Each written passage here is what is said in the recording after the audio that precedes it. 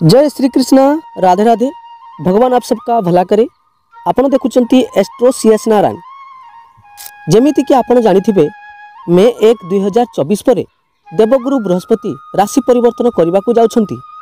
ताहा पुणी धन घर वृष राशि को पूरा गोटे वर्ष धनर वृष्टि हेबो केते गुडे राशि पाई। खुशी हो जांतु जेउ मानकर धन संबंधी किछि समस्या चलीथिला ताहा मे 1 पर देवगुरु बृहस्पति आपण को मालामाल करने को जाउछंती। पैसा ही पैसा होगा। गुरु गोटे राशि रे गोटे वर्ष पर्यंत रही थांती। मे 1 रु गुरु पूरा गोटे वर्ष पर्यंत वृष राशि को परिवर्तन करिवे। किंतु गोटे दुखर विषय गुरु काहाकू लडू बांटिबे तो पुणी काहा भाग्य रे धन हानि होई पारे। गुरु प्रत्येक राशि रे परिवर्तन करिबा पई 12 वर्ष समय नै थांती। आज ए वीडियो रे जानिबा किछि एमिति 6टी राशि विषय रे जहांकर 12 वर्ष पर गुरुंकर धन राशि रे प्रवेश करिबा द्वारा सही 6टी राशि रो व्यक्ति माननकू करि पारंती धनवान। ए वीडियो को शेष पर्यंत देखिबे हुए तो आपणकर राशि मध्ये थाई पारे। किंतु मने रखिबे जो व्यक्ति मानकर राशि नथिबो से कोन गरीब होई जिवे ना। यह होई पारे कि तांकर आय रे किछि स्लो डाउन देखा देई पारे, किछि खर्च बढ़ी जाई पारे किंबा किछि स्वास्थ्यगत समस्या आसीबा कारणरू धन रे किछि हानि होई पारे। हेले चिंता करंतुनी, मु अछि ना। वीडियो रो शेष रे किछि एमिति उपाय कहिबा को जाउछि जहा को करिबा द्वारा गुरुंकर अशुभ दृष्टि आपणक जीवन रे आसीबो नाही। ताहले केउ 6टी राशिंक उपरे गुरुंक प्रभाव धनवान बनेइबो ताहा आसंतु जानिबा। वीडियो आरंभ करने पूर्व गोटे अनुरोध, वीडियो को लाइक करी चैनल को सब्सक्राइब करनियंतु। काहेकि ना आम चैनल आपणक पई एक विशेष प्रकार एस्ट्रोलॉजी, न्यूमरोलॉजी, पामिस्ट्री, वास्तु आदि रो वीडियो प्रदान करुछि। सब्सक्राइब करिबा द्वारा वीडियो रो प्रथम नोटिफिकेशन आपणक मिलिबो। ताहले चलंतु जय श्री राम भगवान को नाम नहीं वीडियो को आरंभ करिबा। जदि एही 6टी राशि किंबा एही राशि जदि आपणकर लग्न होइथाय ताहले मने रखिबे ए वीडियो आपणक पई। गुरुंक एही राशि परिवर्तन समान प्रभाव पकाइबो राशि रे भी आउ लग्न रे भी। गुरुंक राशि परिवर्तन हेबा द्वारा एही राशि को सर्वप्रथमे धनवान बनेइबे। वर्तमान गुरु मेष राशि रे विचरण करूछंती। किंतु मे 1 पर देवगुरु बृहस्पति राशि परिवर्तन एही राशि को करिवे मालामाल। से राशिटी हेला मेष राशि। जदि आपणकर लग्न मेष किंबा मेष राशि होइथाय ताहले आपणक पई गुरुंक एही राशि परिवर्तन समान प्रभाव पकाइबो। मेष राशि रो जातकक पई गुरुंक एही राशि परिवर्तन आनिदेव रोजगार रो अनेक अपॉर्चुनिटी। केमिति आसनु जानिबा। जदि आपणक जन्म कुंडली 1 नंबर रु आरंभ होइथाय किंबा लग्न घरे 1 नंबर लेखा होइथाय किंबा चंद्र जेउटी अछंती सेठी 1 नंबर लेखा होइथाय ताहले एही राशि फल आपणक पई। मेष राशि बा मेष लग्न रे गुरु मे 1 पर द्वितीय घर को राशि परिवर्तन करिवे। जेमिति कि आपण जानिछंती द्वितीय घर हला धनर घर, धन त्रिकोणर घर आउ तासह गुरु हेले धनर कारक। जदि धनर कारक ग्रह धन घर को प्रवेश करंती ताहले केवल धन लाभ होई न थाए, ताहा सह अटकी रहितिबा धन मध्य आसी थाए। नुआ नुआ अपॉर्चुनिटी मिली थाए। फल रे व्यक्ति विभिन्न दिगरु धन अर्जन करि थाए, धन लाभ करि थाए। किंतु मेष राशि रे वर्तमान 12 नंबर घरे राहु अछंती। तेणु व्यक्तिर किछि ना किछि कारणरू धनहानि होछि। किछि ना किछि कारणवशतः काम को नै टेंशन, स्वास्थ्यगत खर्च बढ़ुछि, अଯଥା खर्च बढ़िबारे लागिछि। किंतु मे 1 पर गुरुंको एही राशि परिवर्तन करिदेव ए सब समस्यार समाधान। काहेकि ना 12 नंबर घर व्ययर घर, खर्चर घर।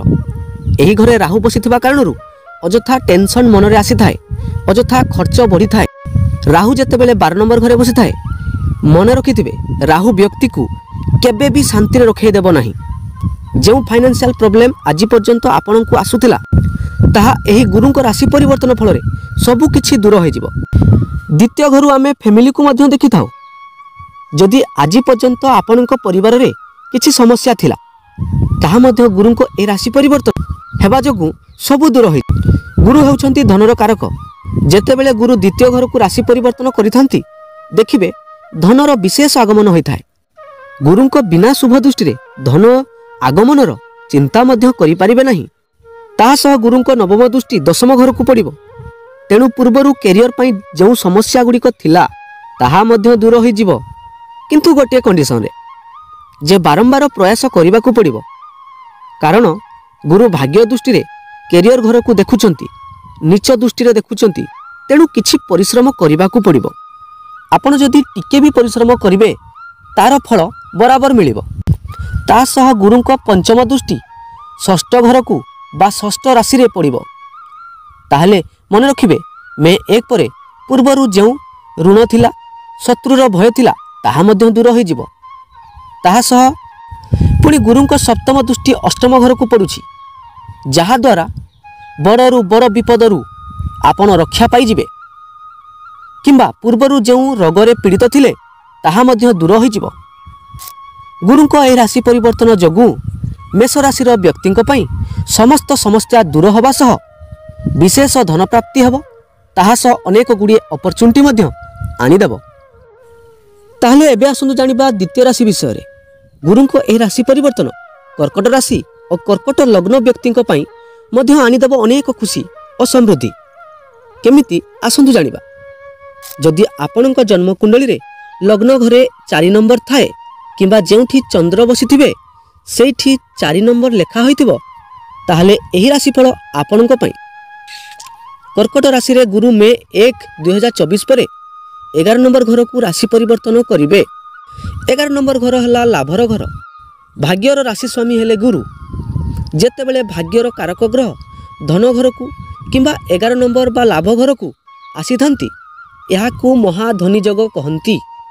कर्कट राशि रे गुरु महाधनी जोग बनाउथिबारु एही राशिर व्यक्तिंक जीवन रे सबु क्षेत्ररु लाभ हेबो। 11 नंबर घर इच्छापूर्तिर घर। भाग्यर स्वामी जदि 11 नंबर घर को जानती ताहले समस्त मनस्कामना मध्य पूर्ण होइथाए। कर्कट राशि व्यक्तिंक जदि पूर्वरु किछि इच्छा थिला ताहले गुरुंको एही महा परिवर्तन जोगु समस्त मनस्कामना पूर्ण हेबो। 11 नंबर घर आयर घर, डिजायर घर, अचीवमेंट घर। एही घर को गुरुंको आगमन कारणरू कर्कट राशिर व्यक्तिंक जदि आगरू किछि करिबाकू चाहुतिले किंतु करि पारु नथिले किंबा भाग्यर सहयोग मिलु नथिला ताहले मे 1 परे भाग्यर पूर्ण सहयोग मिलिबो। समाज रे मान सम्मान मध्य बढ़िबो। ताहा सह गुरुंको पंचम दृष्टि तृतीय घर को, सप्तम दृष्टि पंचम घर को एवं भाग्यर दृष्टि सप्तम घर को पड़िबो। जहा फल रे कर्कट राशि जीवन रे बहुत बड़ परिवर्तन होबाकू जाउची। तृतीय घर होउची हार्ड वर्क रो घर, स्मॉल ट्रैवलिंग रो घर मध्य। एही राशि व्यक्ति जदि पूर्वरु बुली जिबाकू चाहुथिले आउ जाई पारु नथिले ताहले मे 1 परे भ्रमण करि पारंती। ता सह भ्रमणरू लाभ मध्य मिलिबो। जेते हार्डवर्क करी मध्य बेसी फल पाई पारु नथिले ताहले गुरुंको एही परिवर्तन परे सबु कार्य लाभवान हेबे। आपणक राशि रे वर्तमान राहु 9 नंबर घरे भाग्यर घरे गोचर करुछि, जहा कारणरू आपणक भाग्य आपणकू सहयोग करि पारु नाही।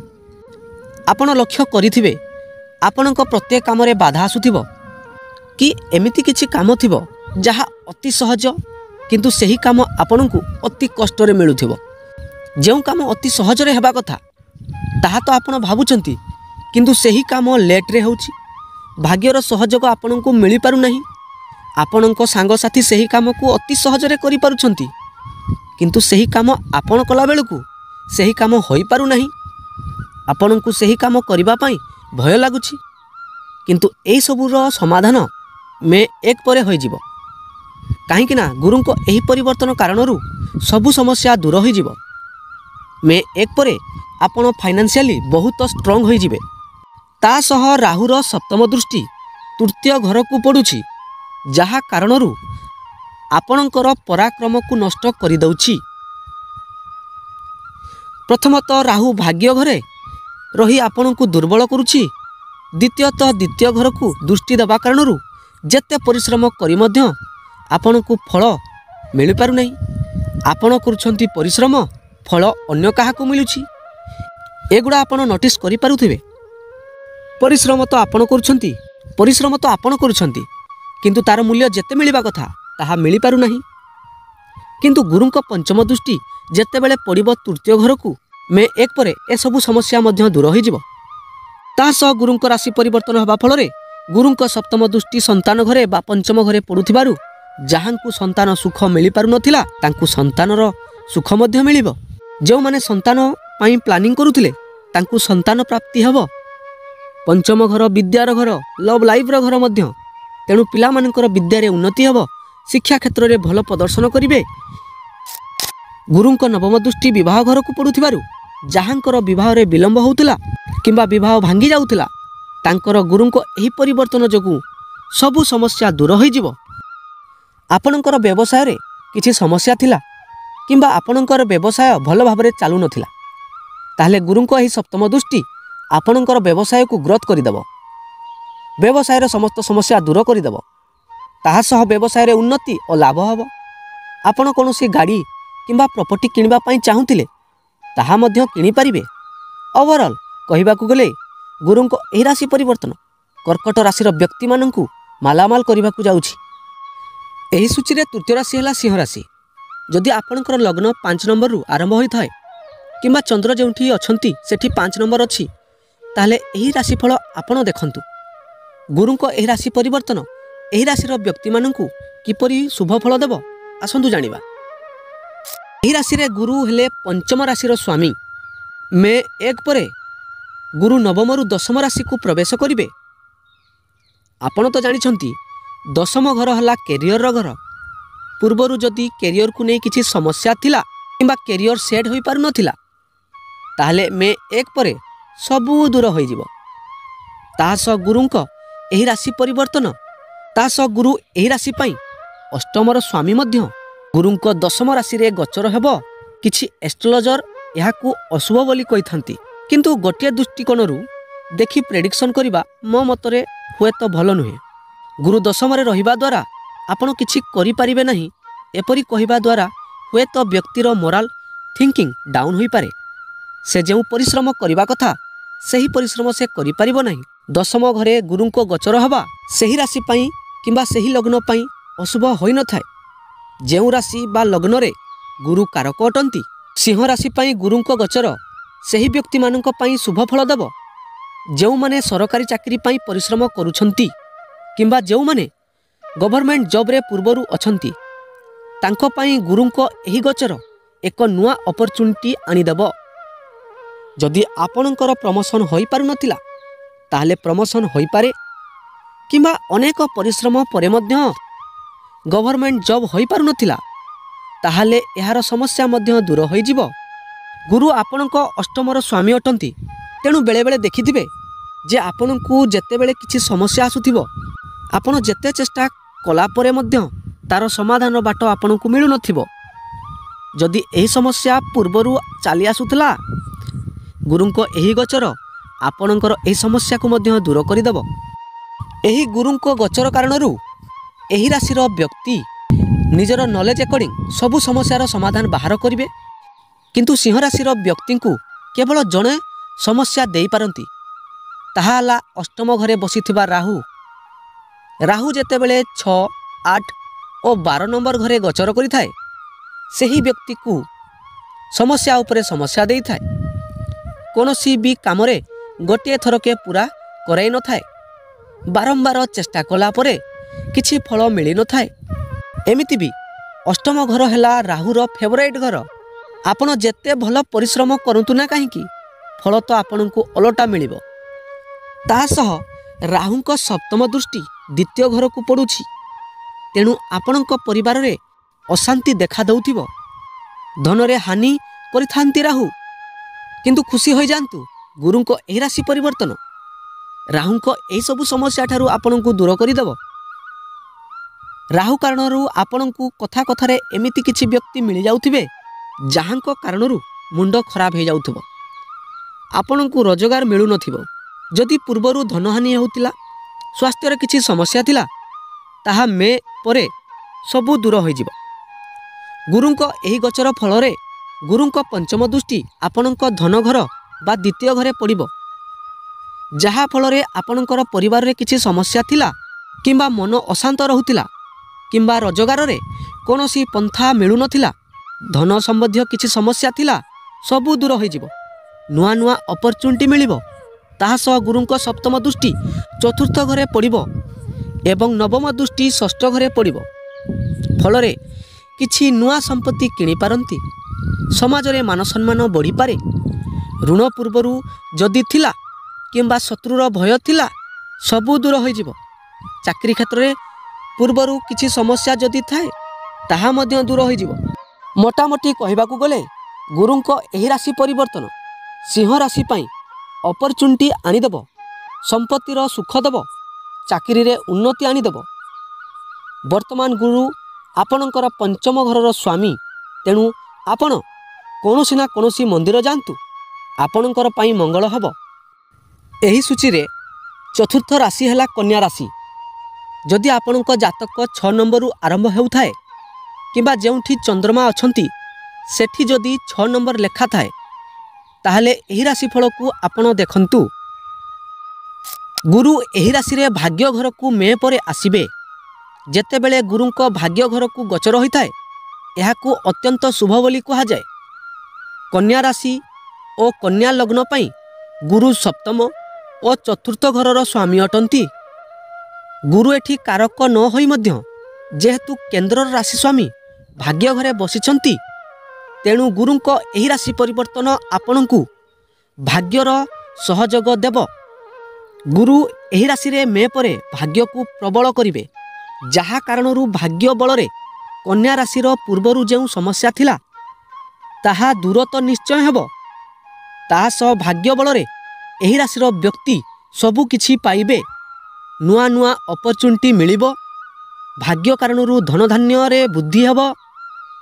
ଭାଗ୍ୟ ବଳରେ ଧନ ସମ୍ପତ୍ତି ମିଳିବ। ତା ସହ ଗୁରୁ ସପ୍ତମାଧିପତି ମଧ୍ୟ। ତେଣୁ ବିବାହ ପାଇଁ ଗୁରୁଙ୍କ ଭାଗ୍ୟ କାରଣରୁ ବିବାହର ଯେଉଁ ସବୁ ସମସ୍ୟା ଥିଲା ସବୁ ଦୂର ହୋଇଯିବ। ବିବାହ ଆପଣଙ୍କ ମେ ମାସ ପରେ ନିଶ୍ଚୟ ହେବ। ମନ ମୁତାବକ ବର କିମ୍ବା ମନ ମୁତାବକ କନ୍ୟା ଆପଣଙ୍କୁ ମିଳିବ। ସପ୍ତମ ଘର ବ୍ୟବସାୟର ଘର ମଧ୍ୟ। ତେଣୁ ଗୁରୁଙ୍କ ଏହି ରାଶି ପରିବର୍ତ୍ତନ ଫଳରେ ଯେଉଁ ବ୍ୟବସାୟରେ ଉନ୍ନତି ହେବା କଥା ତାହା ନିଶ୍ଚୟ ହେବ। ଯେଉଁ ସମସ୍ୟା ଥିଲା ତାହା ଦୂର ନିଶ୍ଚୟ ହେବ। ଗୁରୁଙ୍କ ଏହି ରାଶି ପରିବର୍ତ୍ତନ ଯୋଗୁଁ ବ୍ୟବସାୟରେ ଉନ୍ନତିରୁ ଉନ୍ନତି ଆଣିଦେବ। ବର୍ତ୍ତମାନ ରାହୁ ଆପଣଙ୍କ ସପ୍ତମ ଘରେ ଗୋଚର କରୁଛନ୍ତି, ଯାହା କାରଣରୁ ବିବାହ ଓ ବ୍ୟବସାୟରେ ଅନେକ ସମସ୍ୟା ସୃଷ୍ଟି ହେଉଥିଲା, କିନ୍ତୁ ଗୁରୁଙ୍କ ଭାଗ୍ୟ ଘରକୁ ଆସିବା ପରେ ଆପଣଙ୍କର ଏହିସବୁ ସମସ୍ୟା ଦୂର ହୋଇଯିବ। ରାହୁ କାରଣରୁ ଆପଣ ଦେଖୁଥିବେ ଆପଣ କଥା କଥାରେ ରାଗି ଯାଉଥିବେ। ରାଗ କାରଣରୁ ବେଳେବେଳେ ଏମିତି ଲାଗୁଥିବ ଯେ ସବୁକିଛି ଛାଡ଼ି କୁଆଡ଼େ ଚାଲିଯିବି। ମନରେ ଶାନ୍ତି ନଥିବ। ବ୍ୟବସାୟରେ ଯେତେ ଲାଭ ହେବା କଥା ସେତେ ଲାଭ ହେଉନଥିବ। ମନ ସଦାସର୍ବଦା ଅଶାନ୍ତ ରହୁଥିବ। ଯେତେବେଳେ ଗୁରୁ ଆପଣଙ୍କ ଭାଗ୍ୟ ଘରକୁ ଆସିବେ, ତାଙ୍କର ପଞ୍ଚମ ଦୃଷ୍ଟି ଲଗ୍ନ ଘରେ ପଡ଼ିବ, ଯାହା କାରଣରୁ ମନରେ କିଛି ଶାନ୍ତି ଦେଖାଦେବ। ତା ସହ ଗୁରୁଙ୍କ ଦୃଷ୍ଟି ତୃତୀୟ ଓ ପଞ୍ଚମ ଘରକୁ ମଧ୍ୟ ପଡ଼ିବ। ଆପଣଙ୍କୁ ଆପଣଙ୍କ ପରିଶ୍ରମର ଫଳ ଯେଉଁ ମିଳୁନଥିଲା ତାହା ମଧ୍ୟ ଆପଣଙ୍କୁ ମିଳିବ। ପୂର୍ବରୁ ଆପଣଙ୍କୁ ପରିଶ୍ରମ ଅନୁସାରେ ସେତେ ଫଳ ମିଳୁନଥିଲା, କିନ୍ତୁ ଏବେ ମିଳିବ। ଆପଣ ପୂର୍ବଠାରୁ ବେଶୀ ପରିଶ୍ରମ କରିବେ, ବେଶୀ ପରାକ୍ରମ ସହ କରିବେ, ଯାହା କାରଣରୁ ଆପଣଙ୍କୁ ଫଳ ନିଶ୍ଚିନ୍ତ ମିଳିବ। ତା ସହ ଗୁରୁଙ୍କ ପଞ୍ଚମ ଦୃଷ୍ଟି କାରଣରୁ ପୁତ୍ର ସୁଖ ମିଳିବ। ସନ୍ତାନମାନଙ୍କ କିଛି ସମସ୍ୟା ଯଦି ଥିଲା ତାହା ମଧ୍ୟ ଦୂର ହୋଇଯିବ। ଭାଗ୍ୟ କାରଣରୁ ସନ୍ତାନ ସୁଖରୁ ଯଦି ଆପଣ ବଞ୍ଚିତ ଥିଲେ, ତାହେଲେ ସେହି ସୁଖର ଖବର ମଧ୍ୟ ଆପଣଙ୍କୁ ମିଳିବାକୁ ଯାଉଛି। ଭାଗ୍ୟ ଘରକୁ ଗୁରୁ ଆସିବା କୌଣସି ବରଦାନ ଠାରୁ କମ୍ ନୁହେଁ। ତେଣୁ ମନେ ରଖିବେ, ଏହି ସମୟକୁ ହାତଛଡ଼ା କରନ୍ତୁ ନାହିଁ। ଆପଣ ଯେତେ ପାରୁଛନ୍ତି ସେତେ ପରିଶ୍ରମ କରନ୍ତୁ। ଦେଖିବେ ଯାହା ଚାହୁଁଥିଲେ ତାହା ପାଇବେ। ନେକ୍ସଟ ରାଶି ହେଲା ମକର ରାଶି। ଗୁରୁ ବୃହସ୍ପତିଙ୍କ ଏହି ରାଶି ପରିବର୍ତ୍ତନ मकर राशि पाई मध्य धन दृष्टि शुभ फल देव।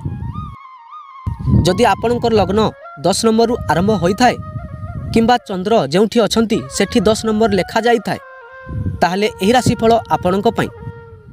गुरु एही राशि रे पंचम घरे वृष राशि रे अछंती। कथारे अछि पंचमे बृहस्पति धन धान्यर कारक।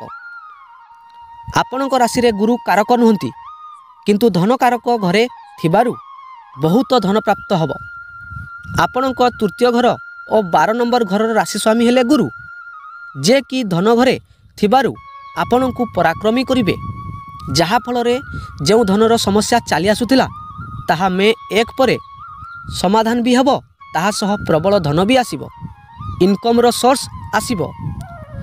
वर्तमान राहुंक गोचर आपणक तृतीय घरे चलीछि। ताहा सह आपणक राशि रे शनिंक 7.5 भी चलीछि। राहुंक सप्तम दृष्टि आपणक भाग्य घरे पड़ुथिला, जहा कारणरू जेते परिश्रम आपण करुथिले ता भाग्यर सहयोग मिलु नथिला। तेणु धन आसीबारे विलंब होतिला, कोनोसी इनकम सोर्स नथिला। किंतु मे 1 परे गुरुंक एही राशि परिवर्तन मकर राशि पाई आनिदेव समृद्धि और धन संपत्ति। गुरुंक पंचम दृष्टि भाग्य घरे पड़ुथिबारु सबु क्षेत्र रे भाग्यर सहयोग मिलिबो। किंतु ध्यान देबे आपण आध्यात्मिक प्रति जदि रुचि बढ़ाइबे ताहले गुरुंक एही दृष्टि पूर्ण सहयोग करिवो। ता सह गुरुंक सप्तम दृष्टि 11 नंबर घर को, नवम दृष्टि लग्न घर को मध्य पड़िबो। फल रे आपण जेउ काम रे हाथ मारिबे भाग्य बल रे ताहा पूर्ण हबो। लग्न रे गुरुंक नीच दृष्टि पड़िले मध्य आपण निजर ज्ञान बल रे सबु जिनिस पाइबे। निजर डिसिशन नेबारे आपणकु गुरु प्रबल बनाइबे। निजर बुद्धि और ज्ञान बल रे आपणक डिसिशन स्ट्रॉंग हेबो। फल रे प्रत्येक काम रे लाभ ही लाभ हेबो। मकर राशि पाई शनिंक 7.5 जो दुख और जंत्रणा देउथिला ताहा मध्य दूर हेबो। पंचम रे गुरु बसी नवम को दृष्टि देवा कारणरू आपणकु पूर्वाभास हेबो। कोनोसी ना कोनोसी घटना हेबा पूर्वरु आपण जानि परिबे 7.5 रो जो नेगेटिव फल आपणकु मिलुथिला ताहा किछि कांशरे दूर हेबो। आपणकु पॉजिटिव रिजल्ट मिलिबो। जदि आपण नॉनवेज अल्कोहल ठारू दूरे रहिबे ताहले मने रखंतु आपणक पाई गुरुंक एही गोचर 100% रिजल्ट देबो। ताहले एबे आसंतु जानिबा एही राशि सूची गुड़िक मध्यरु शेष राशि विषय रे। सही राशिटी हला कुंभ लग्न बा कुंभ राशि। जदि आपणक जातक रे लग्न रे 11 नंबर लेखा जाइछि किंबा चंद्र स्थान रे 11 नंबर लेखा जाई थाए ताहले एही राशिफल आपण देखंतु। आपणक राशि रे मे 1 परे गुरु चतुर्थ घर को वृष राशि रे प्रवेश करिवे। गुरु आपणक 11 नंबर घर और द्वितीय नंबर घरर राशि स्वामी अटंती। गुरु पूर्वरु आपणक तृतीय घरे थिले, जहा कारणरू गुरु बेसी किछि भल प्रभाव देउ नथिले। एही घरे गुरु अनकंफर्टेबल होइथांती। फल रे काम रे मन न लागिबा, अलसुआ स्वभाव देखा देबा एही सबु लक्षण व्यक्ति को देखा देई थाए। किंतु मे 1 परे गुरु आपणक चतुर्थ घर को आसीबे, जहा फल रे पूर्वरु धनर जो समस्या थिला, काम को नहीं जो समस्या थिला ताहा दूर होई जिवो। चतुर्थ घर गुरुंक उच्च भावर घर। गुरु होउछंती दीर्घतार प्रतीक। बड़ बड़ वस्तु प्रति मन लागिबा एहा गुरुंक दीर्घता कारणरू होइथाए। बड़ गाड़ी बड़ घर प्रति रुचि गुरुंक एही उच्च भाव कारणरू आसी थाए। कुंभ राशि बा कुंभ लग्न पाई आपणक एही लग्न रे शनिंक गोचर हबा कारणरू गुरुंक एही गोचर हेबा फल रे आपणक राशि रे सस नामक राजयोग सृष्टि होउछि। जदि आपण नुआ घर नुआ गाड़ी किनिबा पाई चाहुथिले आपण किनिबे, आपण निश्चिंत किनिबे। कुंभ राशि व्यक्तिंक द्वितीय घरे राहु थिबारु ता सह राहुंक सप्तम दृष्टि आपणक अष्टम घरे पड़ुथिबारु आपणक जीवन रे अनुभव करिथिबे अचानक दुख आपणकु मिलुथिबो। जेउटा आपण एक्सपेक्ट करि नथिबे, केबे भाबी नथिबे, सेही टाइप रो दुख आपणकु मिलुथिबो। किंतु गुरुंक पंचम दृष्टि मे परे आपणकर एही अष्टम घर को पड़िबो। फल रे आपणकर एही सबु दुख दूर होई जिवो। ता सह गुरुंक दृष्टि आपणक दशम और द्वादश घरे मध्य पड़िबो। फल रे आपणक कैरियर रे उन्नति हेबो, व्यय कंट्रोल हेबो। जो अजथा खर्च होउतला ताहा सेव मध्य हेबो। ଆପଣଙ୍କ ବ୍ୟବସାୟରେ ଆପଣ ଗ୍ରୋଥ୍ କରିବେ। କ୍ୟାରିୟରରେ ଯେଉଁ ଷ୍ଟେବିଲିଟି ନଥିଲା ତାହା ମଧ୍ୟ ଦୂର ହେବ। ମୋଟାମୋଟି ଭାବରେ କହିବାକୁ ଗଲେ ସବୁ କ୍ଷେତ୍ରରେ ଆପଣଙ୍କର ଉନ୍ନତି ହେବ। ଆପଣଙ୍କ ଜୀବନରେ 7.5 ଚାଲିଛି, ତେଣୁ ପ୍ରତ୍ୟେକ ଦିନ ହନୁମାନ ଚାଳିଶା ତାହା ସହ ବିଷ୍ଣୁ ସହସ୍ରନାମ ପାଠ କରନ୍ତୁ, ଦେଖିବେ ସବୁ ମଙ୍ଗଳମୟ ହେବ। ପ୍ରିୟ ସାଙ୍ଗମାନେ, ଯଦି ଭିଡ଼ିଓ ଭଲ ଲାଗିଥାଏ ତାହେଲେ ଭିଡ଼ିଓରେ ଗୋଟିଏ ଲାଇକ୍ କରିଦିଅନ୍ତୁ। ଏପରି ଆଷ୍ଟ୍ରୋଲୋଜି ରିଲେଟେଡ୍ ଭିଡ଼ିଓ ଦେଖିବା ପାଇଁ ଆମ ଚ୍ୟାନେଲକୁ ସବସ୍କ୍ରାଇବ୍ କରିନିଅନ୍ତୁ। ଆଜି ପାଇଁ ଏ ଭିଡ଼ିଓରେ ଏତିକି। ପୁଣି ଦେଖାହେବା ଅନ୍ୟ ଏକ ଭିଡ଼ିଓରେ। ଜୟ ଜଗନ୍ନାଥ, ଜୟ ମା ସମଲେଇ।